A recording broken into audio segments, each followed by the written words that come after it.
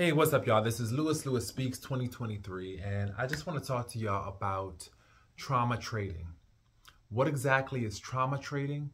Well, it's when you're in a relationship with someone, be it platonic or romantic, and that person has a lot of unhealed trauma.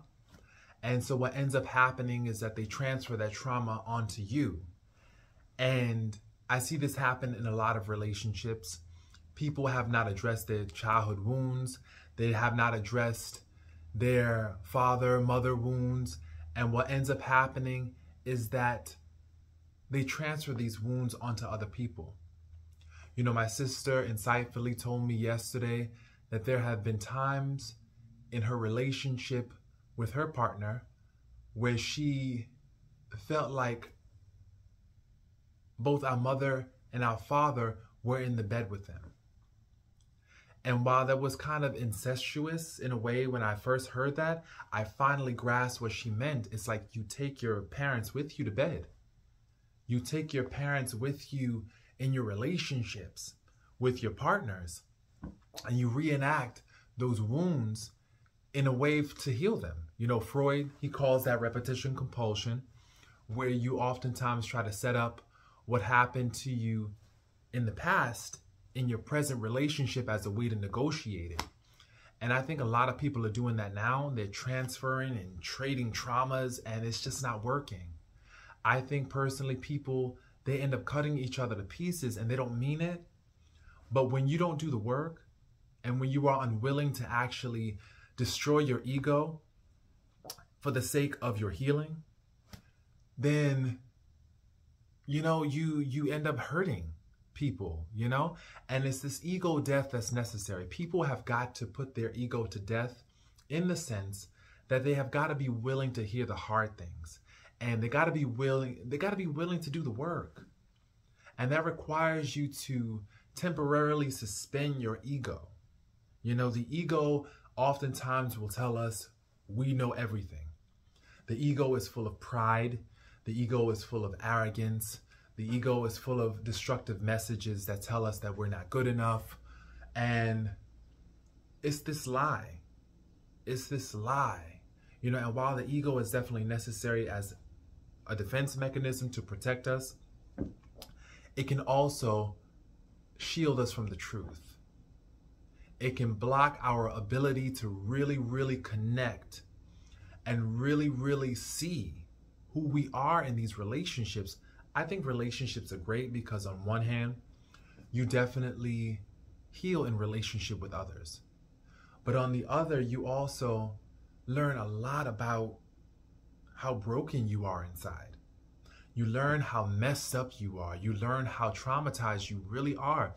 And even for those who think that they're healed, who think that they have reached a certain level of consciousness and elevation, so-called wokeness, a lot of times they've just scratched the surface.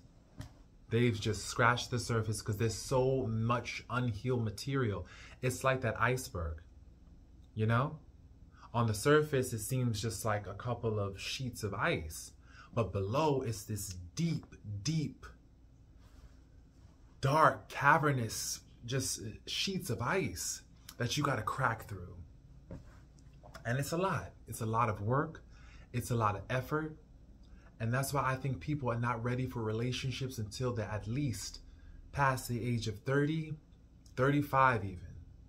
You know, you have got to be willing to do the work. And for men, I think that they're not really ready for relationships until they've reached the age of 40, 45. Because a lot of people are just not doing the work. And while therapy can accelerate and motivate you to do that work, I think a lot of times you've got to be willing to commit to the process. And a lot of people are just not willing to commit. They don't want to commit because it means they're going to have to face themselves. One of the hardest things you have to do in life is really face yourself. I mean, the good, the bad, and the ugly. It's really hard. It is hard to do this work. And so a lot of people, they want to postpone it. They want to put that work onto other people. They want to continue to trade traumas back and forth. And what that leads to is just a lot of confusion, a lot of unnecessary hurt, a lot of unnecessary pain, a lot of unnecessary aggravation. And I see this all the time, you know? I know couples, they end up in relationships and they just live to punish each other and to make each other suffer. And that's because they have not done their work. And we see that nowadays, even with Will and Jada, they're the hot topic now. They're still trying to do their work. They're still trying to figure things out. And we've noticed how much pain they've caused each other. I can look, as an outsider looking in, I don't know the full story. But as an outsider looking in, I realize that they both have caused each other great pain. And I realize that this has affected their ability to really, really see each other, see a future with one another, and really connect with one another. You can also see how their children have reacted to this. There's a lot of darkness coming from their children and a lot of unhealed energy coming from these kids. And I think a lot of times the kids are a reflection of the parents, a lot of their unhealed wounds. And so I see that they are now on a journey trying to figure things out.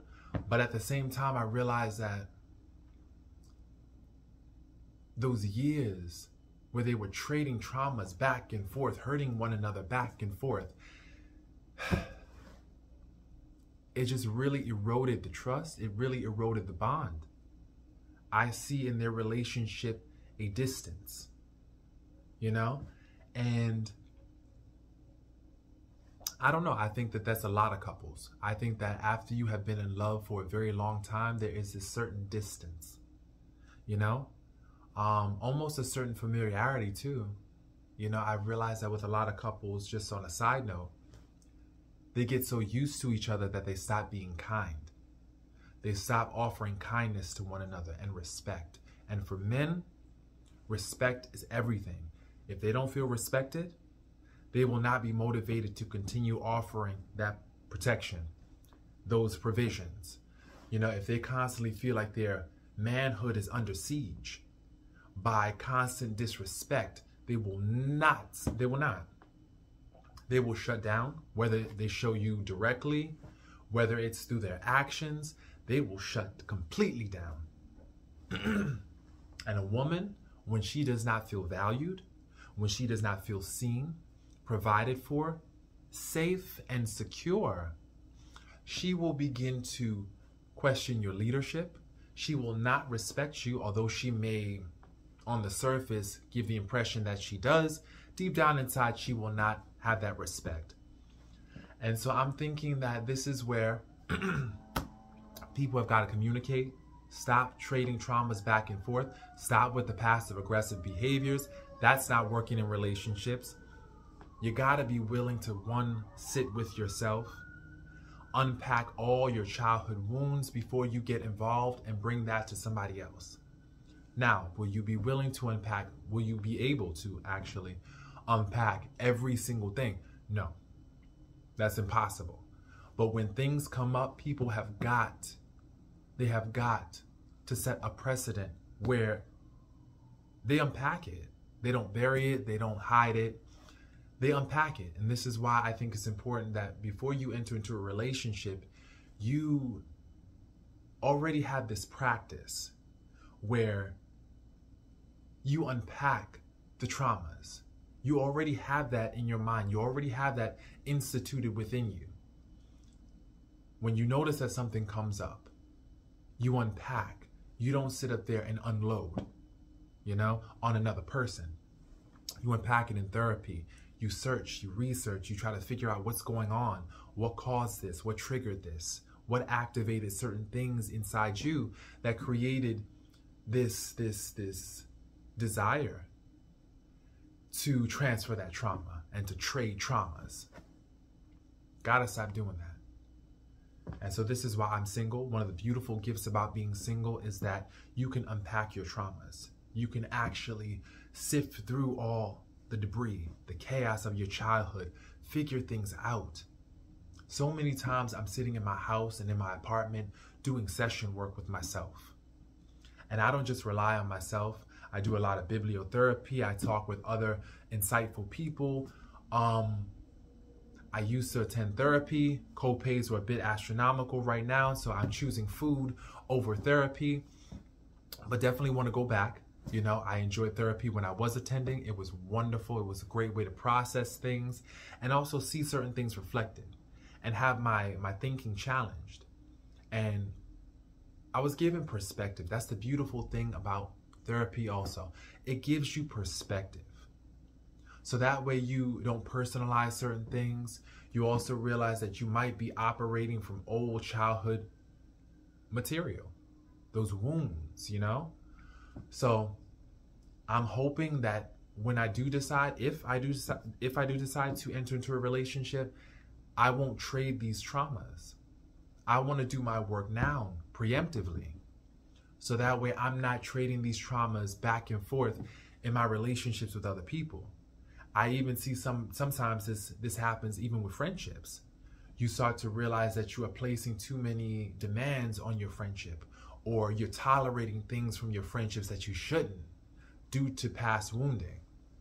And so just being aware of that, you know, so that way you don't get inappropriately angry and triggered, you know, and take it out on these people, you know, because that has happened in the past where I definitely have just buried the feelings, led to a lot of resentment, led to a lot of maintained grudges, and then one day you just explode, you know, and then it's just inappropriate. And the reason why you exploded was because you didn't speak up in that moment about certain behaviors that you found problematic.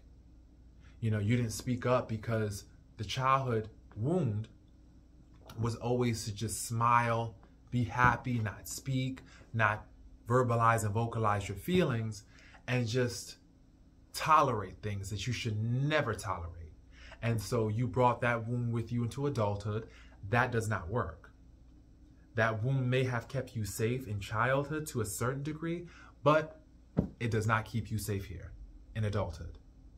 And that's what we have to learn also. A lot of our childhood behaviors and the hard wiring and the tapes that we adopted in childhood, they're no longer effective in adulthood. We gotta be willing to shed that and just rip those tapes up, you know, and reconfigure our wiring so that way we can realize this is adulthood. This is a new day. Here I have to communicate. Here I have to let you know how I feel. What you choose to do with that, that's on you. And how I respond based on what I've said, that also is up to me.